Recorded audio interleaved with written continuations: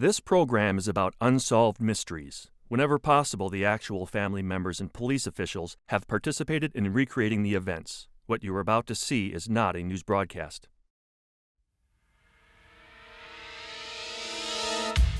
In Virginia, a woman is found dead on a lonely country road. Her husband claims it was a tragic accident, but the police believe it was murder. In Chicago and New York, over 5,000 people have been tricked into paying hundreds of thousands of dollars for worthless coins and a clever scam. Perhaps you can help catch these con artists. Mabel Woods loves dogs and has dedicated her life to providing shelter for homeless pets. For the last 18 months, someone has been waging a campaign of terror against Mabel and her helpless animals. I'll also tell you the story of 5 Hawaiian fishermen who vanished without a trace during a tropical storm. Almost 10 years later, their tiny boat was discovered over 3,000 miles from where they were last seen. Beside the boat, one of the sailors had been carefully buried. What happened to the other members of the lost crew?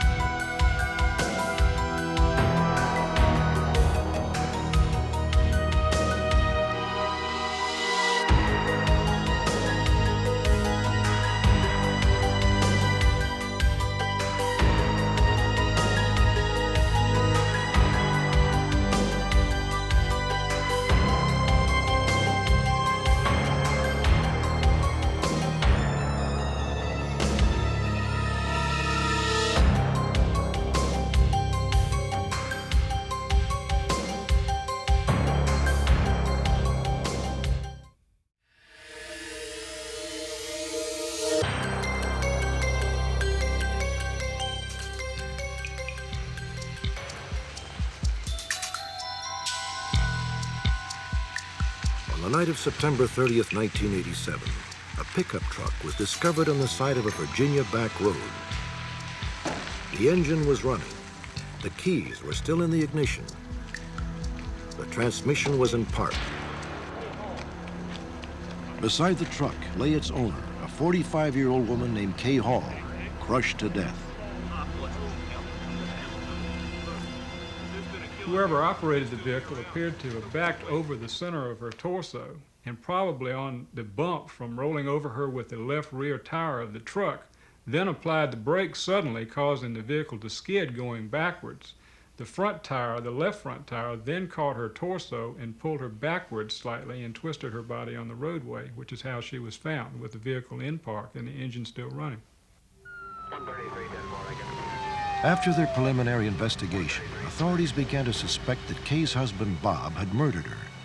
They believe he had a possible motive for wanting Kay dead, as he stood to collect part of $50,000 that she had inherited the same day she died.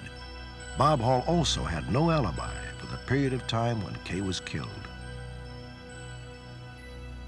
All I perceive is that the investigation has focused only on me, and that I don't see any effort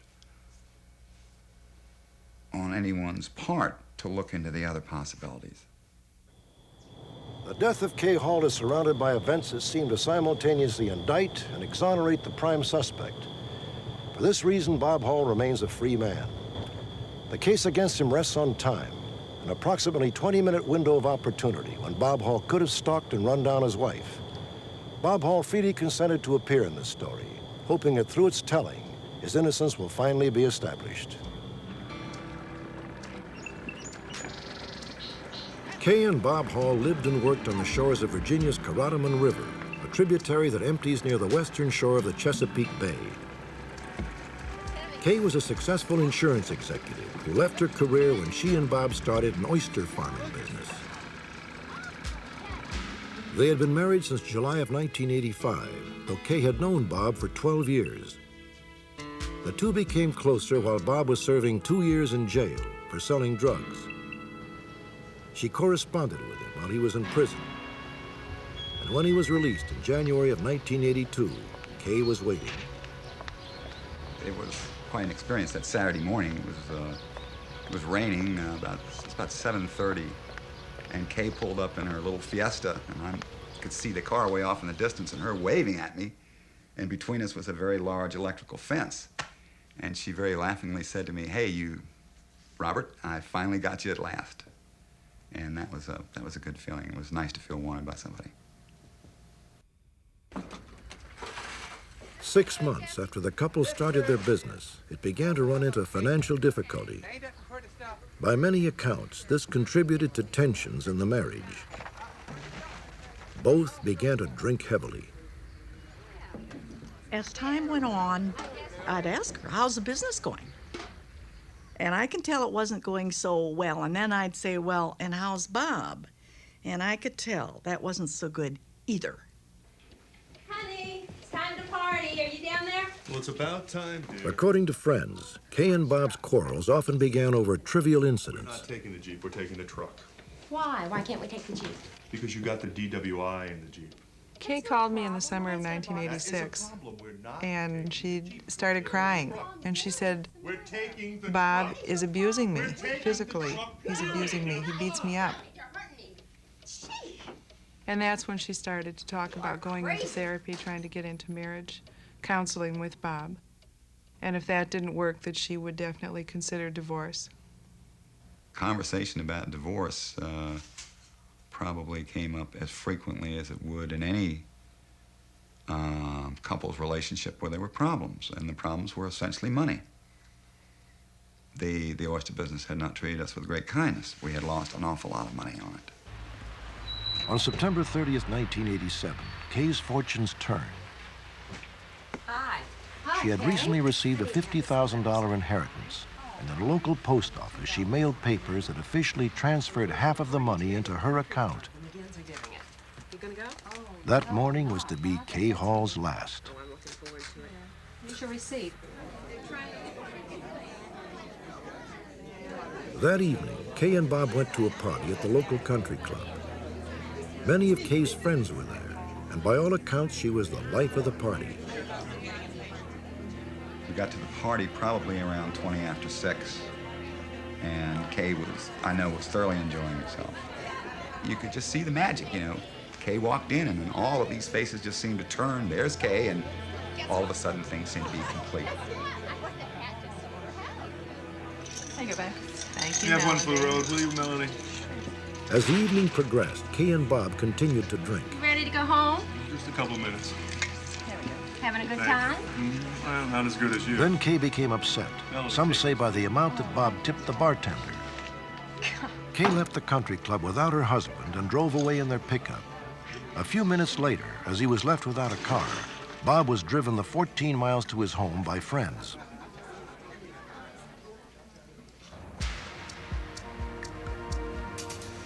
At approximately 9:55 p.m., 2 carloads of people leaving a different dinner party happened upon a shocking scene. There was a truck sitting there off to the side of the road with the lights on, and there was a body underneath the front wheel. Hey, home. She looks like she's hurt really bad. We felt her pulse to see whether she had a pulse. We couldn't find one, but that was when we discovered that she was just as warm as you and I are right now. So what had happened had just happened very, very recently. By the time the paramedics arrived, it was too late. A little over 2 hours after leaving the country club, Kay Hall was pronounced dead. The reconstruction from witnesses at the scene was that she had been found under the left front tire of her own vehicle. Apparently the vehicle had backed over her while she was lying on the road. There were some signs which we later found in the truck that indicated there was a scuffle inside the cab of the truck. But Kay's purse was still intact. It had all her money and credit cards and so forth in it.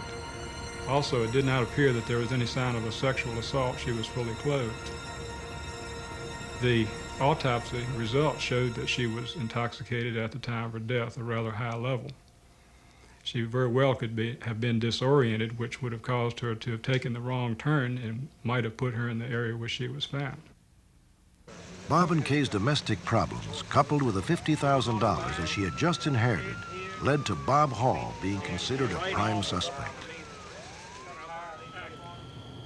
Bob Hall has no alibi for the approximate 1 hour period between the time friends dropped him off at home at about 8:45 and the time that he placed a phone call from his house at 9:47. During this hour, Kay was killed. If Bob had murdered her, it only could have occurred within a narrow period of time. Shortly after 8 p.m., Kay left the country club located here. Bob was dropped off at his home here, 15 miles from the club at 8:45 p.m. Just over an hour later, at approximately 9:55 p.m., Kay was found dead at this spot, just 2 miles from the club. Bob Hall would have had only 1 hour to drive to the murder site, somehow find his wife in the darkness, kill her, and then race back home in time to place his 9:47 p.m. phone call. Special Agent Riley retraced the drive from the Hall home to the death site several times. I measured the distance between the Hall residence and the spot where Kay was found. The distance is between 14 and 15 miles. I could drive it in as little as 17 minutes if I drove it in a pursuit fashion, and if I drove at a leisurely pace, it took as much as 24 minutes. If Bob had left home immediately at 8:45 and driven directly to where Kay's body was found, he would have arrived at about 9:05. In order to make his 9:47 phone call, Hall would have had to have left the scene no later than 9:30 p.m. This would have given him no more than 25 minutes to track down and murder his wife. It's terrible to have somebody taken from you in this way, and particularly when nobody has been able to do anything about it. So I don't know that I can rest until we see justice served and the murderer is apprehended and convicted. They apparently do not have anyone else to focus in on. And being put in that spotlight has been tough. I love Kay. I'm looking forward to this whole incident being resolved. I'd like to see, Kay to literally be put at rest and have some peace in my life and her family's life.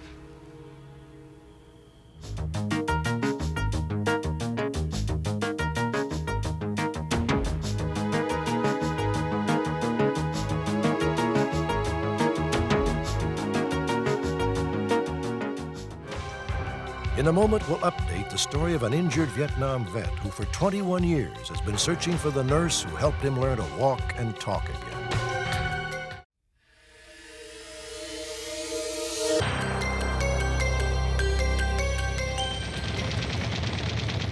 3 weeks ago, he presented the poignant story of an Army helicopter pilot, Jim Meade, who was severely injured when he was shot down in Vietnam in 1967.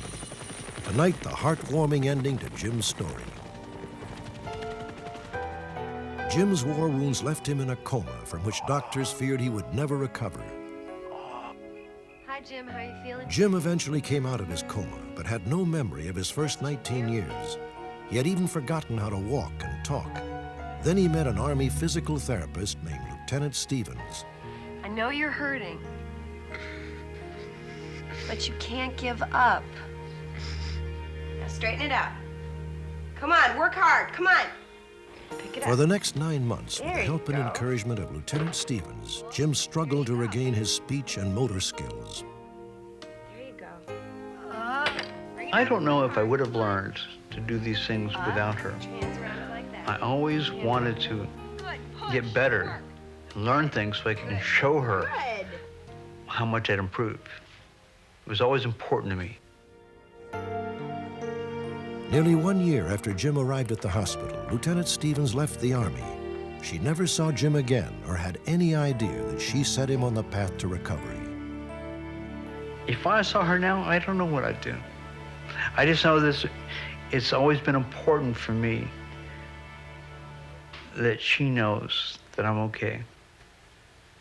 The morning after our broadcast, Jim Meade's 15-year search came to an end when he received a phone call from one of our viewers.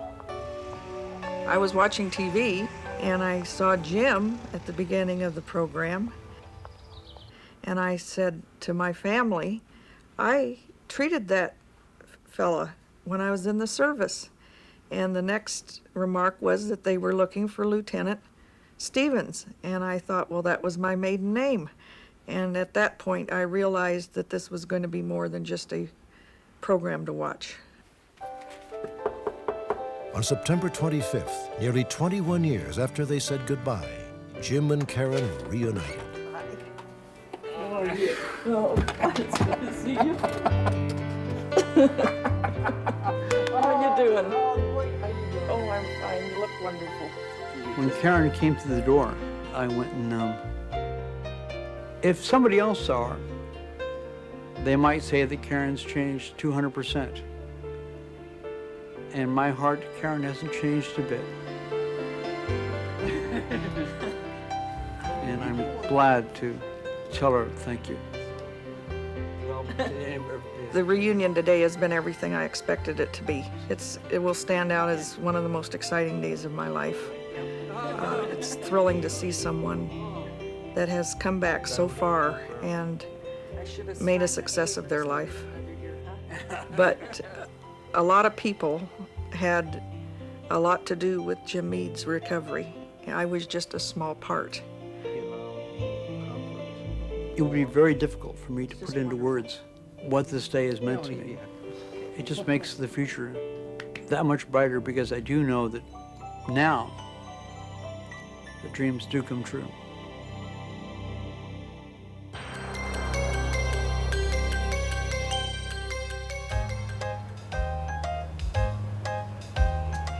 New Yorkers have a reputation for being streetwise and savvy. They can take care of themselves. No one is going to pull a fast one on them.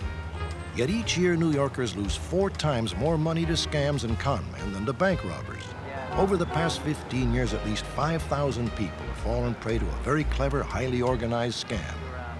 Jerry Diner was a typical unsuspecting victim. I was at a telephone in Midtown outside, and as I finished up my call, the guy comes up to me. He sounded kind of drunk. Excuse me. Yeah? I just found this bank envelope on the street, and this was inside of it. I was wondering if you'd do me a favor.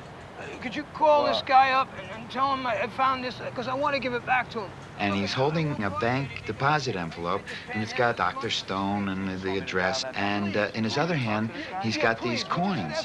And he couldn't make the telephone call himself. Okay, calm down, man. I finally get the doctor on the phone, and I said, I don't know how to explain this to you.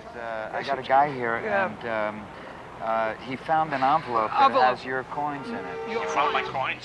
Get this stuff back to me. Here, Joe, why don't you... No, I don't talk on the phone. And I said, doctor, I don't know what to do here. And the doctor says, look, if you could give him $100, then, I'll add that $100 onto, there's a $1,000 reward. I don't have $100. Look, I don't... You see, I'm a coin collector. I've lost those coins. They're very valuable. So I said, I don't know what to do here. He won't come to you. Can you come down here? And the doctor says he can't come down there. Okay, if I can do anything, I will. Well, I certainly would appreciate it. Thank you very much. As it turned out, the phone number Jerry dialed was not a doctor's office, but a payphone, and the man he spoke with was a con artist. What allowed me to be scammed was that it was totally non-threatening. It was always up to me. I could walk away, or I could go that next step further. When he was really drunk at the telephone, I could have just said, look, I can't handle this, Dr. Stone, boom, I'm out of here. Joe. What? Look, how much do you want for those coins? I just want a place to stay, something to drink, something No, I to eat. understand that. I understand. But exactly how much do you want for the coins? $100? $100. All right, look, here's what I'll do. I'll take you over to my bank machine, and I'll get you $100, and I'll take the coins over to the doctor. You do that for me? Yeah, sure. Oh, you're a saint. Come on. And I give him $160. I mean, it's worth it to give him the extra money. And I'd like to say, that I'm like really a good person and that there was no greed involved. But it was kind of like an illegal thing that was going on because I was going to take those coins. I'm giving him 160, but, I'm going to make 5 times that. So, yes, there was, that illicit kind of feeling of, well, I'm doing something a little weird here, and, and I'm going to get away with it. In this scam, the con man carefully selects people who appear to be affluent, or who might be able to easily get cash from a bank teller machine. Once the fake transaction has gone down, he simply disappears into the crowd. I don't know anything about coins, so I thought I was doing a favor for the doctor. But in the cab, I looked at the coins, and it said rare on the coins. But then it listed the amounts, and one was $13.50, one was $600, and one was like $300. And I'm going, why would he offer a $1,000 reward for coins that are only worth like $2,000? That seemed like a little weird to me, but I figured, well, they really mean something to this guy. Most of the people taken in by this scam are sent to the same apartment building on the Upper East Side, which they believe to be Dr. Stone's office. Hi. Hi, how are you? I'm looking for Dr. Stone.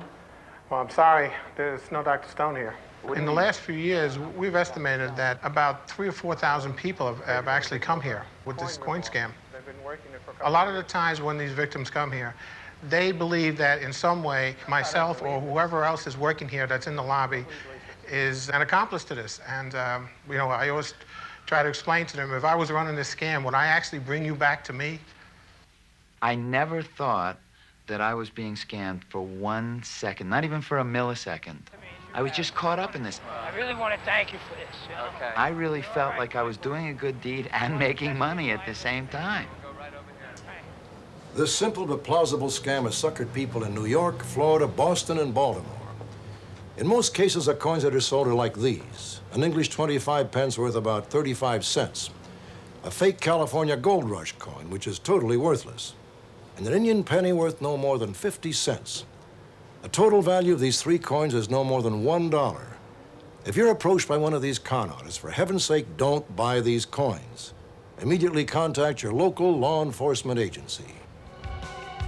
Next, the story of a woman who provides shelter for homeless animals. She is being terrorized by an unknown assailant.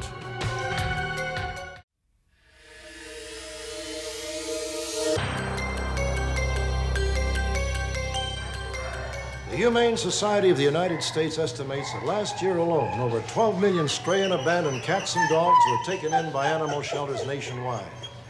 Sadly, over 7.5 million of these animals were never placed in homes and had to be destroyed. In southern Missouri, 68-year-old Mabel Woods has dedicated the past 15 years of her life to running an animal sanctuary that provides a loving and caring home for dogs that might otherwise be impounded. But in recent years, Mabel and the dogs she cares for have been the target of a campaign of terror. How long have you been on the road? 4.5 years ago, Mabel moved to the small rural community of Bonne Terre, located 60 miles south of St. Louis. I was raised on a farm. I always loved animals. My dream was always to have lots and lots of animals. Come to Mama. Oh, you're beautiful. Where did you come from? You want to go home with me? Let's take you home, give you something to eat. Hungry? Every time I would go to the store, I would see strays. Well, it ruined the whole evening if I saw a dog that was obviously lost. All right, get in there. Finally, I fulfilled my dream of having a place I could keep them. And I can't take all the strays, of course, but I take a great many. Mabel bought a 110-acre farm and built a $60,000 kennel to house many of the 115 dogs she was caring for. The dogs were offered for adoption, but those that didn't find new homes lived out their lives on the sanctuary. Mabel felt the farm was an ideal location because her nearest neighbors are over a mile away and would not be disturbed by the dogs. Let's go in there with little bird. There's little bird. You don't know what to expect, do you? You're all right. You're all right. Little bird is a good child. Little bird.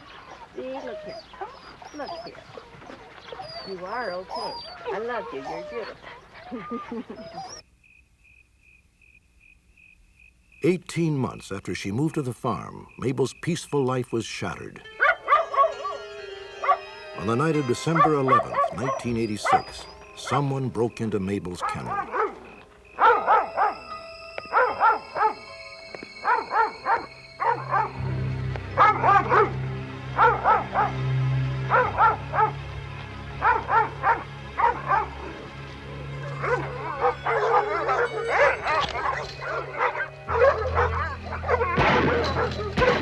The shooter fired at least 4 rounds from a .22 caliber rifle, killing 2 dogs and seriously wounding 2 others.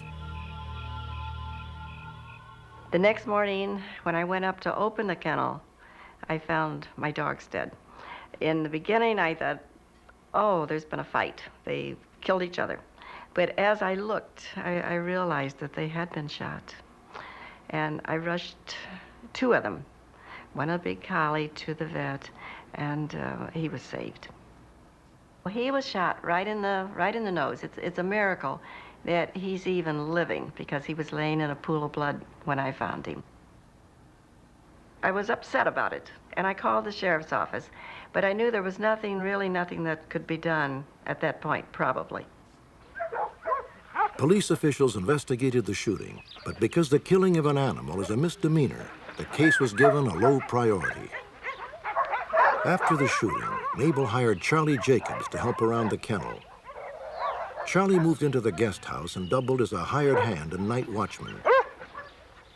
Good night, girls. For 2 months, nothing unusual happened. Mabel and Charlie settled into a comfortable routine. Come on. Hi, girls. How you doing, huh? Good night. Hey, love. On the night of February 10th, 1987, Charlie made his final rounds as usual.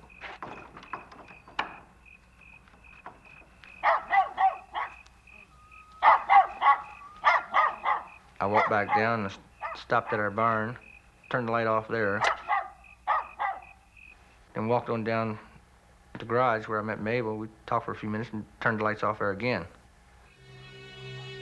Around 1 a.m., Charlie was in his kitchen when he noticed a bright orange glow through the window. What the hell? 50 yards away, the kennel was in flames. Mabel!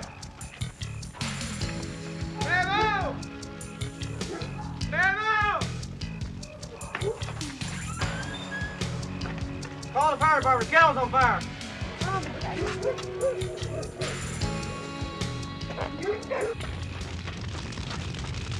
By the time Charlie reached the kennel, it was completely engulfed in flames. Inside were 60 dogs. They had no way to escape. It was awful.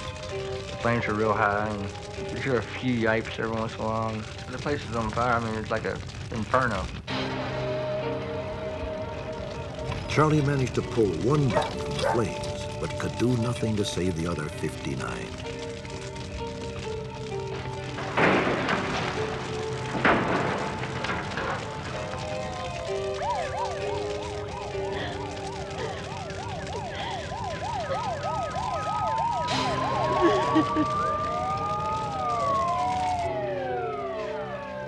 There was no reason for the kennel to burn because the kennel was so new. A great deal of it was green lumber.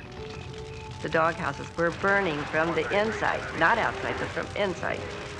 I knew it had to be arson because the dogs were blazing, which they would not have been without something put on them. 136, Tom 1, 1097. Fire officials told Mabel that the blaze had first been reported by a neighbor. The fire was so intense that it set off smoke alarms in homes over a mile away. Have you had any problems with anyone recently? No, we haven't. Have you noticed anybody around the property that shouldn't be around the property? All I could think of is why anyone would do such a thing. Also the fact that the last thing I've always done is tell the dogs I'm glad I've got them and that they're safe.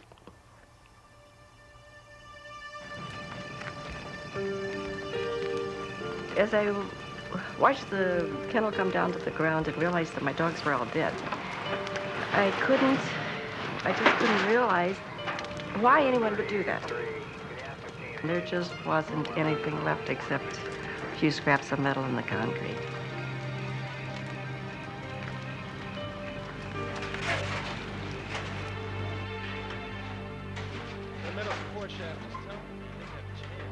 Four days after the blaze, the local volunteer fire department began an investigation, headed by investigator Charlie Giesing.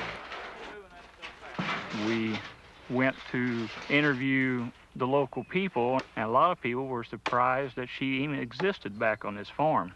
Nobody knew Mabel Woods was back there. Butch, charge your line so we can get this cleaned off.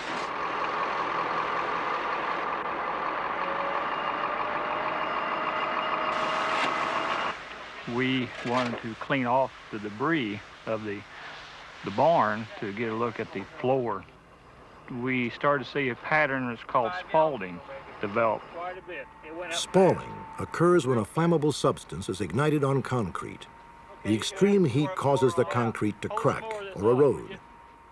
This pattern is not normal in a fire. It led us to the assumption that the fire was set with a flammable liquid. We believe that night that the suspect entered the building through the door they used normally to get between the two rows of pins.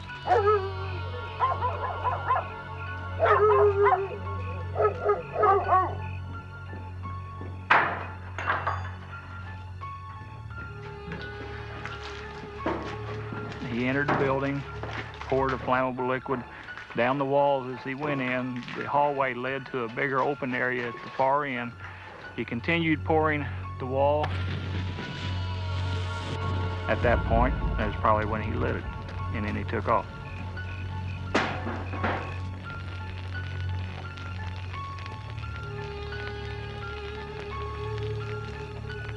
Once it was determined that arson was the cause of the fire, police officials joined the investigation. 100 yards from where the kennel once stood, they found a tire track in the mud. Somebody left out in a hurry. They made a plaster mold of this track. It and the spalling patterns burned into the kennel floor are the only evidence police have in this case. Get somebody out here to get this thing photographed. Ready? Let's radio in. We don't have any leads, don't have any suspects that haven't been eliminated. Most of the people that you find in this part of the country are dog lovers. We have dogs, we have hunting dogs. We care a lot about our dogs. There's people in this county who would shoot you a whole lot quicker over their dog than they would their wife. Within 10 months of the fire, Mabel had built a new kennel. She is still haunted by the memory of that tragic night and fears that whoever was responsible may strike again at any time. When I rebuilt my kennel, I built it right onto my house. So it's hard to tell where my territory ends and the dog's begin. And then, to make them even safer, I built an 8-foot masonry wall all the way around. I know someone could scale it, but also at night, or if I'm gone, I have a couple of big dogs that I let out. And the dogs do not like people. Our concern for Mabel's safety is an ongoing thing. We keep an eye on that lady. We keep an eye on her property. Mabel's unknown enemies have continued to terrorize her. In the 2.5 years since the fire, 40 pounds of nails have been spread across her driveway. She has received numerous death threats on the phone. On 2 separate occasions, her house has been shot at. And just recently, graffiti with a sinister warning, "Quiet or die," was painted across the entrance sign to her kennel. Mabel's friends and family fear for her safety. They have urged her to move, but Mabel is determined to stay. I thought about it, and I decided this was a perfect farm. It's very pretty. I've got the creek, which I love. I decided I am not going to leave. It is my farm. I bought it, paid for it, and I'm staying. In a moment, the story of 5 Hawaiian fishermen who vanished in a severe storm. Almost 10 years later, clues to their fate were found on a remote Pacific island 3,000 miles away. Did some of the crew survive?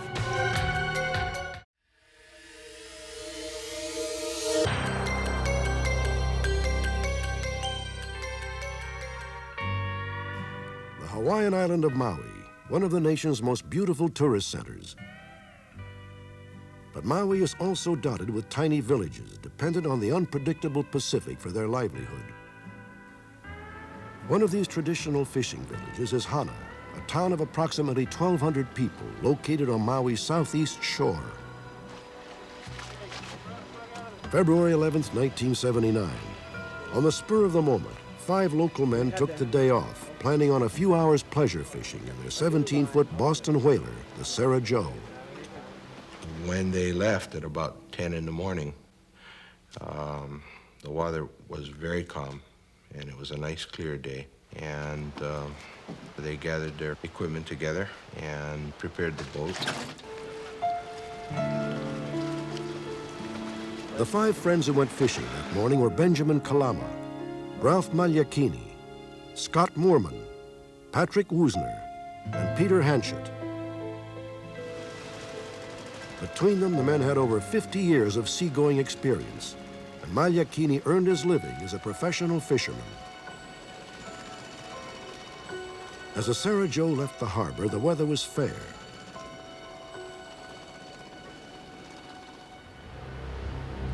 But at 1 p.m., a freak wind swept in from the mountains, the first warning that a storm was about to strike. A storm as dangerous as it was unexpected. The wind switching around, and instead of coming from the normal direction, which is from the east, northeast, it switched and came from the mountains, blowing out to sea. And this concerned me a great deal, so I told Dave, say, we better get down the coast, see if we can spot those boys and wave them in. Within hours, the storm arrived in all of its fury. John Hanchett went out into the teeth of the gale to search for the Sarah Joe and his son Peter. By this time, it was really blowing a gale, and the rain was beginning to come down, and it was storming. And we went out of Hana Harbor about a half a mile and then down the coast, and still didn't see any sign of the boys. But it was a very rough trip, and the oceans were fierce. I'd never seen them get that rough.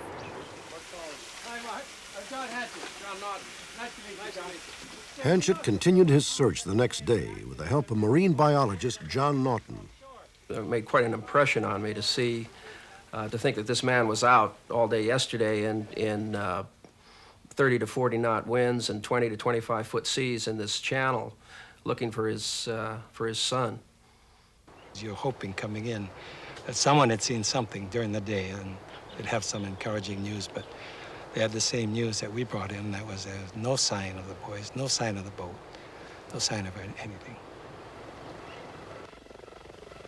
The next day, the Coast Guard continued the search for the Sarah Joe.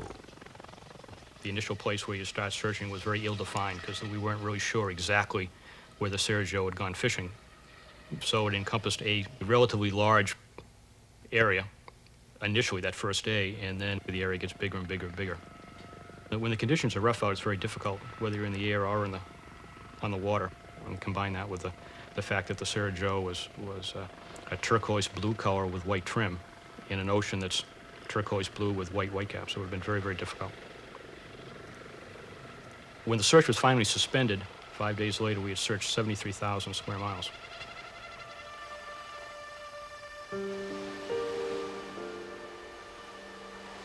During the following weeks, the residents of Hana combed the nearby beaches, looking for the wreckage of the Sarah Joe. Finally, they gave up the search, but they never gave up hope. These people are not going to become obsessed with impossibilities, but on the other hand, they don't forget. Heavenly Father, we ask Thee to be amongst us this time as we unify our love. To commemorate the 10th anniversary of the Sarah Joe's disappearance, the family and friends of the missing sailors gathered on the pier where the 5 men departed. Help us to understand what we have all been through. As time passed, it seemed that memories were all that were left of the missing men and the Sarah Joe. And for all that we share today and always. Amen. On September the 9th, 1988, the story of the Sarah Joe took a bizarre turn. Captain, come take a look at this. 10 years after the tiny boat disappeared and 2,000 miles west of Maui in the Marshall Islands, a wrecked boat was spotted on the tiny island atoll of Tiongi. Incredibly, the man who first saw it was John Naughton, the marine biologist who had searched for the Sarah Joe back in 1979. At first, we thought it was a boat moored offshore, so we approached closer, and then we saw that it was what looked to be a battered small boat on the island itself. Norton and his crew landed to examine the wreckage. As we rounded a bend in the island on the windward side there, we could see the white hull of the boat, and on the starboard bow, there were still a few letters and numbers from the registration number, and immediately I saw it started with an HA, which indicates that the boat was registered in the Hawaiian Islands, which of course is over 2,000 miles away. Approximately 60 yards away from the wreckage, Norton's companions discovered a makeshift grave. We walked over there, and they were standing over a pile of coral rocks with a crude wooden cross sticking out of it. And so when we got up there, we could see immediately that there was a human jaw bone protruding out of the pile of rocks. At that time, we had no way of knowing that the grave site was associated with the wrecked whaler, although we had a we had a feeling that it may be because it was in such close proximity. Somebody obviously had to bury the guy, and they may still be on the island here. The men found no evidence that the island was inhabited. Norton recorded the registration numbers of the whaler and left the site undisturbed. The Coast Guard ran a check of these numbers and made a positive identification. The whaler was the Sarah Joe. It was so amazing that Norton would end up finding the boat and the grave and things like that. I hadn't seen him in the meantime. After the Coast Guard identification of the wreckage, the grave was excavated and a partial human skeleton was uncovered. Dental records revealed that the remains were those of one of the 5 missing men, Scott Mormon. Another strange clue surfaced when unusual pieces of paper were discovered in the grave. These papers had been buried deliberately. It was a sheaf of paper, and I'd say a book, except it was not bound. Probably 3 inches by 3 inches by maybe 3/4 of an inch thick. But between each one of these pieces of paper, there was a very small, square piece of tinfoil material. We have not been able to determine who placed that there or what purpose it serves. Experts agree that the Sarah Joe could have drifted the 2,000 miles to the Marshall Islands, a chain of tiny islands in the western Pacific. This voyage should have taken 3 months. But according to the brother of one of the missing men, a U.S. government survey of Tiongi in 1985 found no trace of the Sarah Joe. If this is true, then where was the Sarah Joe during the 6 years between its 1979 disappearance and this 1985 survey? In 1985, he said there was no Sarah Joe. No Sarah Joe on the Tiongi Island. Where was the Sarah Joe? What happened to the Sarah Joe during these 6 lost years? Where were the 5 missing men? Who buried Scott Mormon and why? And perhaps most importantly, could any of the men still be alive? Every time I'm looking at the ocean, my thoughts go to him. I see him way out in the island someplace, alive and waiting. We want to know what happened to the other boys. Were they on that island with the boat and with Scott? Or what? Maybe someone around has some information that can enlighten us on that.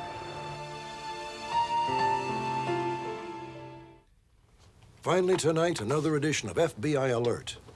The FBI hopes that someone in our audience can help solve a particularly shocking crime committed just last month. The kidnapping of a baby boy only 3 days old. Avery James Norris was born last September 18th at Sinai Hospital in Baltimore, Maryland. At 11:30 on the morning of September 21st, a woman disguised as a nurse entered the maternity ward and encountered Avery with his mother, Linda Norris, in her hospital room. Apparently familiar with hospital routines, she instructed Linda to hand her the baby and to return to bed for a physical examination. After pulling the privacy curtain around the bed, the woman and Avery disappeared. This has really been, I guess, one of the hardest things I've ever had to face in my life. I can't imagine going on from day to day without having him back. Avery weighed 8 pounds 12 ounces at birth, is circumcised, and has an oval birthmark on the inside at the top of his right leg. His alleged kidnapper has been described as a light-skinned black female and may be Pakistani or Indian. She is 30 to 35 years old, 125 pounds, with a stocky build and shoulder-length black hair. We believe that the individual who abducted Avery Norris is a person who has an emotional need. Now, the individual may change the appearance of the child, but she's still going to be proud of this child, and she's going to want to let individuals know that she does have it. Tonight, we're happy to report that Avery James Norris is back in the loving arms of his parents, that his alleged abductor is behind bars. On November 15th, the Maryland State Division of Vital Records received a call from a woman who claimed that she had given birth to a baby boy at her home 2 months earlier. The caller, 33-year-old Carleen Victoria Wilkinson, said she wished to obtain a birth certificate for her son, Tavon Anthony Wilkinson. Authorities immediately became suspicious and began an investigation. A DNA test later confirmed that Tavon Anthony Wilkinson was actually Avery James Norris. On November 16th, 2-month-old Avery James Norris went home with his parents for the first time. We're very happy. This is day one. We start our life right from today. But I'd just like to thank all the people who called and all the people who sent letters and cards and who prayed for us.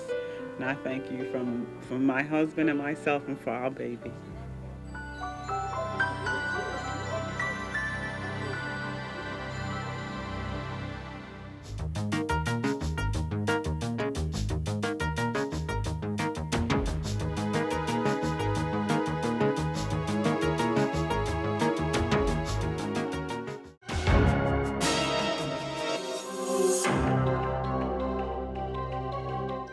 Before we say goodnight, a piece of good news.